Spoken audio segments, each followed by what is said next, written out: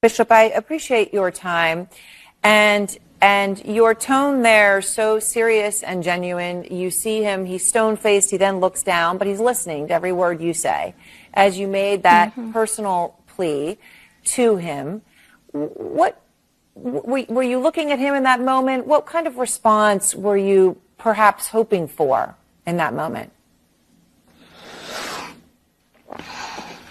I was looking at the president because I was speaking directly to him.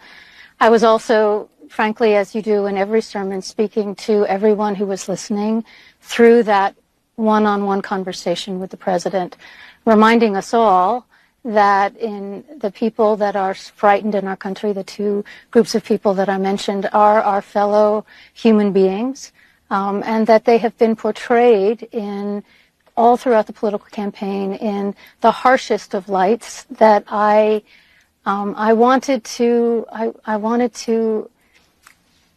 counter as gently as I could with a reminder of their humanity and their place in our wider community. And I was speaking to the president because I felt that he has this moment now where he feels charged and empowered to do what he feels called to do, and I wanted to say, you know, there is room for mercy. There's room for a broader compassion.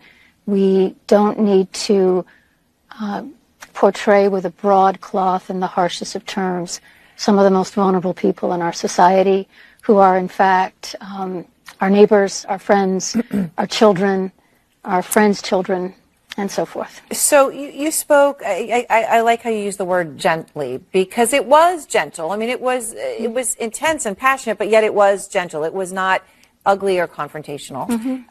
Wouldn't expect it to be, but you know, these are hard things to talk about in that context. You spoke obviously about undocumented migrants, also the LGBT community, the two communities you're talking about.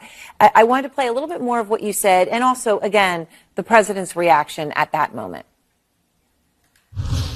There are gay, lesbian, and transgender children in Democratic, Republican, and independent families, some who fear for their lives.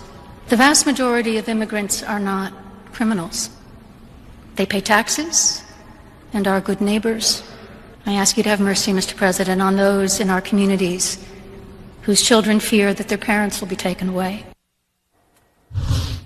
What made you decide to say all that today? Well, these are the people that I know. These are not abstract people for me. These are actual people that I know. So I wanted to speak on their behalf.